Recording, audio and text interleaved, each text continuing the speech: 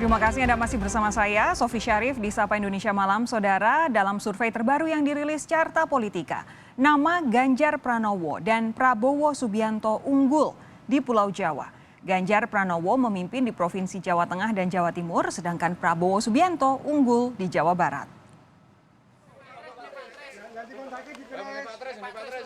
Hasil survei Carta Politika terbaru, elektabilitas Ganjar Pranowo unggul di Jawa Tengah dan Jawa Timur. Elektabilitas Ganjar di dua provinsi ini memiliki selisih angka yang cukup jauh dibandingkan nama capres lainnya. Sementara itu, elektabilitas capres Prabowo Subianto unggul di Provinsi Jawa Barat. Ganjar Pranowo unggul di Provinsi Jawa Tengah dengan presentase yang cukup mencolok 71,5%. Di posisi kedua, Prabowo Subianto 7,6%, Anies Baswedan 6,2%, Ridwan Kamil dan AHY di posisi keempat dan kelima. Ganjar Pranowo juga unggul dalam survei Carta Politika di Provinsi Jawa Timur dengan 31,8%, Anies Baswedan 17%, Kofifa Indar Parawansa 15%, Prabowo Subianto dan Puan Maharani ada di posisi keempat dan kelima. Di Jawa Barat, Prabowo Subianto unggul dibanding dengan capres lainnya dengan 26,9%. Anies Baswedan di posisi kedua 22%, diikuti Ridwan Kamil dengan 19,5%. Di Jawa Barat, elektabilitas Ganjar Pranowo menempati posisi keempat, diikuti AHY di posisi kelima. Direktur Carta Politika Yunarto Wijaya menyatakan, kemenangan capres pada Pilpres 2024 masih akan ditentukan oleh perolehan suara di Pulau Jawa. Jawa ini memang akan menjadi pertarungan yang seru antara Ganjar Pranowo dengan Prabowo Subianto. Ganjar sendiri menguasai Jawa Tengah dengan Jawa Timur dan Pak Prabowo masih menguasai Jawa Barat. Apa yang bisa kita baca di sini artinya pemilu 2024 itu belum bisa lepas dari residu yang terbentuk dari pemilu 2014 dan 2019. Kita tahu pemilu 2014 Jokowi sangat menguasai daerah Jawa Tengah dengan Jawa Timur yang sekarang dikuasai oleh Ganjar, dan kemudian Pak Prabowo di dua pemilu sebelumnya juga memang menguasai daerah Jawa Barat, walaupun sekarang suaranya agak tergerus karena ada sosok Anies Baswedan yang dianggap juga mewakili barisan antitesis dari Jokowi. Pulau Jawa memang menjadi incaran para capres meraup suara dalam setiap pemilihan capres mengingat besarnya jumlah pemilih. Tidak salah jika nama capres yang ingin bertarung pada Pilpres mendatang kerap melakukan safari di lumbung-lumbung suara yang disasar yang ada di Pulau Jawa. Tim Liputan Kompas TV.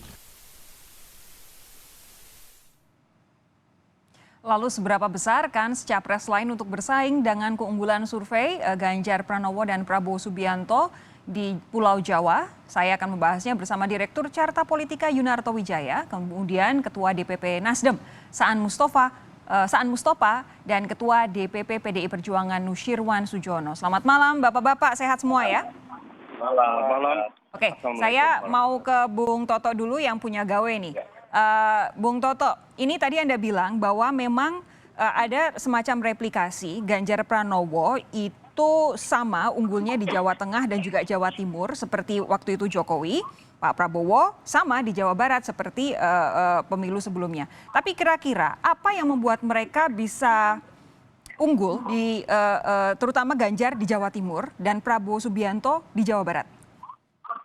Ya, pertama memang survei ini kan menunjukkan ya bahwa residu dari pemilu 2014-2019 yang berlangsung dengan sangat keras dan dengan pertarungan dua sosok yang sama itu masih akan mendominasi apa yang akan terjadi 2024. Kalau kita coba baca secara kualitatif termasuk menjawab pertanyaan Sofi tadi kan adalah kenapa sih Ganjar bisa unggul di Jawa Tengah dengan Jawa Timur secara branding dan positioning politik. Memang Ganjar ini kan paling melekat dianggap sebagai penerus Jokowi. Apalagi ditambah ada sebuah simbolisasi di Rakernas Projo yang ditafsirkan adalah dukungan secara implisit dari Jokowi kepada Ganjar Pranowo. Kebetulan juga satu partai, kebetulan juga berasal dari Jawa Tengah. Artinya secara positioning politik dan secara sosiologis memang Ganjar Pranowo kemudian diuntungkan ketika residu ini masih terjadi, dia akan menikmati juga limpahan elektoral yang dulu dimenangkan oleh Jokowi. Terjadi juga ketika kemudian kita uji nama Ganjar di Jawa Barat, misalnya dia hanya di peringkat keempat. Ini kan juga hal yang bisa dijelaskan dengan bagaimana positioning Jokowi sebagai incumbent pun tidak bisa memenangkan pertarungan di Jawa Barat, dan kemudian suara di Jawa Barat dinikmati oleh sosok yang pernah 2 kali memenangkan suara di Jawa Barat, yaitu Pak Prabowo. Tapi kita juga lihat sebenarnya ada penurunan cukup Ya. besar terjadi pada Pak Prabowo dan dinikmati oleh Anies Baswedan. Kenapa? Sederhana, karena dalam positioning politik Anies Baswedan memang sosok yang sekarang dianggap menjadi simbol dari antitesa terhadap Jokowi, sehingga otomatis di daerah-daerah yang cenderung tidak pernah bisa dikuasai oleh Jokowi akan dinikmati oleh sosok yang memang dianggap antitesis Jokowi. Sisa Oke. dari masa lalu dinikmati oleh Pak Prabowo, tapi kemudian dalam image di masa 2024 itu dinikmati oleh Anies Baswedan. Dan yang saya ingin simpulkan memang sebenarnya bisa dilihat ya, apa yang terjadi di Jawa pun sebenarnya semakin menjustifikasi bahwa memang pemilu makin mengkerucut pada sosok 3 nama. Ada nama Ganjar Ya. yang memang dianggap penerus Jokowi, lalu kemudian Anies Baswedan dianggap antitesa Jokowi, dan Pak Prabowo memang memiliki modal elektoral masa lalu yang Oke. sudah pernah menguasai beberapa daerah. Saya minta respons dulu dari Pak Nusirwan sebagai orang PDIP melihat hasil survei yang dilakukan Carta Politika ini, apa yang jadi komentar dari teman-teman PDIP? Jadi tentunya bahwa mengapresiasi saja apa yang menjadi hasil penelitian yang dilakukan oleh Carta Politika. Tapi ada satu tambahan dari keterangan yang disampaikan Mas Toto tadi, bahwa juga tidak terlepas dari latar belakang partai. Jadi kita sudah melewati 2 kali lebih pemilu, dan itu mosaik dari partai politik di masing-masing provinsi itu tidak terlepas dari sosial kultur di masing-masing daerah terhadap partai politik tertentu. Jadi seperti Jawa Tengah, kemudian Jawa Timur, juga demikian pula dengan Jawa Barat, itu sebetulnya gambarannya tidak terlalu jauh dari apa yang terjadi di pemilu-pemilu yang lalu. Oke. Bisa saja itu muncul representasi dari beberapa figur, tapi latar belakang dari partai politiknya juga tidak bisa dieliminasi begitu saja. Hanya yang menjadi menarik karena malah justru catatan kita seperti contoh Jawa Barat, meskipun tidak berbeda dari sisi ranking, tapi latar belakang politik, latar belakang partai politiknya terlihat bahwa personal tersebut juga terjadi perbedaan. Baik. Yang saya lihat tidak terlalu signifikan Pak Nusirwan sebentar. Saya koreksi kalau saya salah, tapi dari penjelasan Pak Nusirwan tadi yang betul-betul mengedepankan peran partai politik dalam keunggulan seorang Ganjar Pranowo di survei Carta Politika di Pulau Jawa ini, kok saya jadi sedikit menerka-nerka. Jangan-jangan ini memang bentuk PDI Perjuangan buat bilang sebenarnya yang menang itu PDIP loh, bukan Ganjar Pranowo. Karena belum tentu Ganjar Pranowo yang akan dimajukan dalam pencapresan 2024, Pak Nusirwan. Ya, itu kan kesimpulannya, Mbak. Saya hanya memberikan pelurusan, menambahkan catatan dari apa yang disampaikan oleh Mas Toto. Baik. Tadi kan tampilannya semua itu kan personal ya, figur. Baik itu kader-kader dari kita maupun dari Pak Prabowo maupun yang lain. Baik. Itu saya tidak mendengar sedikit pun faktor partai politik dari keterangan yang ditampilkan oleh Mas Toto tadi. Oke, Mas Toto, senyum-senyumnya ditahan dulu ya. Saya mau tanya ke Pak Saan dulu. Pak Saan, ini kalau saat ini kan Nasdem posisinya sedang mencari kandidat. Kalau melihat bahwa Bung Toto tadi bilang Pulau Jawa bagaimanapun tetap jadi kunci karena pemilihnya tergolong salah satu yang paling besar begitu. Nah, kalau melihat hasil survei ini, apa yang bisa diambil oleh Partai Nasdem? Ya, pertama dari 3 nama ya, dan memang hampir semua survei, termasuk surveinya Mas Toto yang terbaru, yang 3 besar kan selalu 3 nama. Ya. Ganjar, Pak Anies maupun Pak Prabowo. Dari 3 nama itu, 2 kan nama yang diusulkan oleh Partai Nasdem, bakal calon presiden Partai Nasdem. Jadi ada Pak Ganjar, Pak Anies, dan Pak Andika. Jadi 2 nama itu kan ada di dalam surveinya Mas Toto masuk dalam 3 nama. Nah, tapi saya ingin sampaikan dari 3 provinsi itu, kalau kita pahami seperti saya hanya menyampaikan dan melengkapi apa yang disampaikan oleh Mas Toto maupun oleh Pak Sultan, bahwa Ganjar unggul signifikan atau mutlak bahkan 71% di Jawa Tengah, menurut saya itu hal yang wajar. Wajar ya? Pertama gini, Pak Ganjar itu kan gubernur Jawa Tengah. Betul. Ini sudah 2 periode. Tentu itu punya hal yang menentukan juga. Yang kedua, Pak Ganjar ini kan di kader tulen PDIP. Dan Jawa Tengah itu kan pemenang utama PDIP. Kandang Bahkan banteng gitu pemenang- katanya ya? Iya, kandang banteng itu kan. Dari sejak reformasi sampai sekarang, Jawa Tengah ini kan belum pernah bergeser pemenang pemilunya. Ya. Lalu PDIP dan signifikan. Dan yang ketiga tadi, Pak Ganjar dianggap sebagai representasinya Pak Jokowi kan gitu. Dan jadi 3 itu menjadi hal yang wajar. Pak Ganjar menang mutlak, dan itu juga mencerminkan masih ada residu pemilu 2019. Oke, sebentar. Dan Kalau yang menarik di Jawa Barat atau Jawa Timur menurut saya. silakan Pak Saan. Jadi kalau misalnya di Jawa Timur, walaupun Pak Ganjar menang tapi kan tidak terlalu signifikan, baru 31%. Berbeda dengan Pak Anies masih 17%-an kan. Dan di situ pun PDI pemenang di 2019. Artinya bahwa faktor partai itu melekat pada Pak Ganjar. Itu nggak bisa dipungkiri. Berbeda misalnya dengan Pak Anies yang belum ada faktor partainya itu belum terlalu dominan karena belum diklaim atau belum mendeklarasikan mau masuk partai apa. Nah, di Jawa Barat memang PDIP pemenang ke-4 kalau nggak salah. Pemenang pertama itu ada di Gerindra, PKS, Golkar, PTI. Dan 2019 juga Pak Jokowi kalah terus, 2014 juga kalah. Jadi menurut saya memang apa yang disampaikan oleh Carta, Mas Toto, ini juga penting buat partai maupun juga penting buat para calon presiden. Karena ya walaupun gimana, Jawa ini kan tetap menjadi hal yang strategis dalam konteks pemilihan presiden. Karena kita belum mengenal yang namanya electoral college kan gitu loh. Kita kan masih popular vote semuanya. Baik, Bung Toto, saya mau minta Anda merespons apa tadi yang disampaikan Pak Nusirwan dan juga Pak Saan. Ya, memang tidak bisa dilepaskan ya kaitan antara kekuatan infrastruktur partai politik dengan kemenangan seorang calon dalam Pilpres. Dan memang kalau kita baca apa yang ada dalam survei-survei jauh-jauh hari ya, kita kan sebenarnya masih sekitar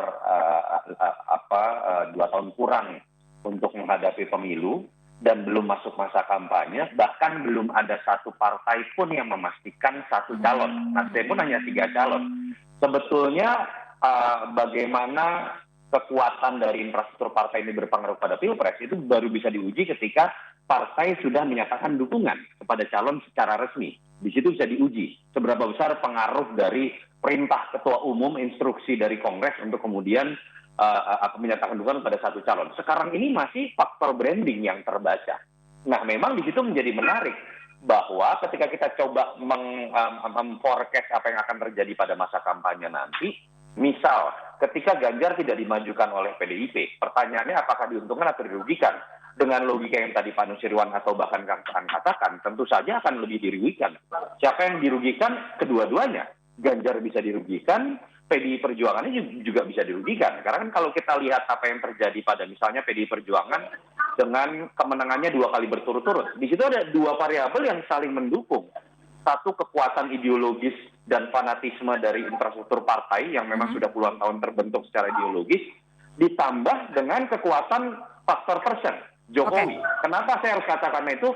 Sekuat-kuatnya kekuatan infrastruktur partai terbukti loh. Ketika mereka tidak punya figur sekuat Pak Jokowi, mereka kalah dalam 2 pemilu sebelum. Tapi ketika 2 variabel itu bersatu, kemudian mereka bisa mendapatkan kemenangan Sehingga ketika targetnya adalah hat-trick, memang dibutuhkan tetap dua variabel tadi. Kekuatan infrastruktur partai dan kemudian calon yang memang dianggap mumpuni untuk kemudian melengkapi itu. Pak Nusirwan, kalau kemudian Pak Ganjar di beberapa survei elektabilitasnya konsisten masuk 3 besar, apakah ini tidak menjadi pertimbangan oleh PDI Perjuangan? Karena selama ini PDI Perjuangan selalu bilang ini semua ada pada mandat Bu Mega. Ya tentunya semoga saja kita tidak perlu diajari lah. Kita sudah paham apa yang harus kita perbuat dan apa yang harus kita evaluasi, apa yang harus dianalisa. Tentu Ibu semua akan menangkap hal tersebut dan tentunya pada akhirnya nanti rangkuman dari semuanya akan pada saatnya akan terbaca, akan didengar, akan disampaikan kepada rakyat. Baik. Pak Saan, kalau dari Nasdem sendiri melihat survei-survei yang saat ini sudah dilakukan, karena Nasdem kan 1 dari 3 yang diajukan ini adalah Jenderal Andika Perkasa. Sementara Jenderal Andika sebenarnya tidak ada, namanya juga tidak cukup berkibar di survei-survei. Apakah kemudian hasil survei-survei ini akan membuat adanya pergeseran begitu dalam pertimbangan Nasdem mencari sosok kandidat? Tentu dari bakal calon presiden dari 3 nama ya nanti akan diputuskan menjadi 1 nama, banyak faktor yang akan dipertimbangkan. Tentu faktor pertama adalah karena Nasdem menyadari tidak mencukupi untuk mencalonkan sendiri karena baru 10,4%, maka Nasdem harus mencari mitra koalisi. Nah nanti dari mitra koalisi itu dari 3 bakal calon presiden itu siapa yang diterima dari 3 nama itu? Tentu kan tidak bisa juga misalnya Nasdem harus si A dari 3 nama ini. Tentu juga ada faktor partai lain yang akan diajak menjadi mitra koalisi. Itu satu. Yang kedua, pertimbangan hasil survei ini juga penting, akan menjadi pertimbangan juga. Karena walaupun Pilpres itu adalah bagian dari sebuah proses demokrasi dan sebagainya, tapi kan kita juga ketika mengusung seseorang, tentu kita juga faktor kemenangan itu kan menjadi penting. Maka faktor di internal partai dengan mitra koalisi juga kita pertimbangkan, maupun faktor eksternal elektabilitas seperti hasil surveinya Carta, Mas Toto ini juga akan menjadi bahan pertimbangan partai. Baik, terakhir Bung Toto, kira-kira ada tidak dalam beberapa bulan ke depan kita akan melihat sosok-sosok baru misalnya atau pergeseran nama misalnya, atau jangan-jangan ada kandidat-kandidat yang memang disengaja dipersiapkan oleh partai-partai tertentu untuk betul-betul menyodok nantinya? Iya, kalau kita baca sebetulnya dalam sejarah Pilpres kita selalu muncul kejutan ya. Siapa yang menyangka kemudian Jokowi muncul di masa-masa tahun 2012 ketika menang di Pilkada DKI, ketika semua survei menyatakan dulu Pak Prabowo paling tinggi dan sulit mendapatkan lawan. Tetapi apakah sekarang kita masih dalam situasi yang sama? Saya pikir berbeda karena kita sudah melalui 2 pertarungan yang menyisakan residu fanatisme antara pendukung rezim dan fanatisme anti rezim begitu, sehingga kemudian yang kita lihat dari munculnya 3 besar nama itu kan bagian dari residu tersebut. Ketika tidak terjadi sebuah tsunami politik, menurut saya memang sulit bergeser dari 3 nama itu. Yang menarik sebetulnya dan akan menentukan adalah bagaimana kesepakatan dari partai-partai pengambil keputusan dengan 20-25% presidensial threshold. Ini akan menentukan konstelasinya begitu. Dan yang menarik juga kan adalah dari 5 besar nama misalnya Pak Prabowo, Ganjar, Anies, Sandi dengan RK, 4 diantaranya bukan pemegang keputusan partai. Nah, di sini menurut saya situasi masih bisa sangat dinamis.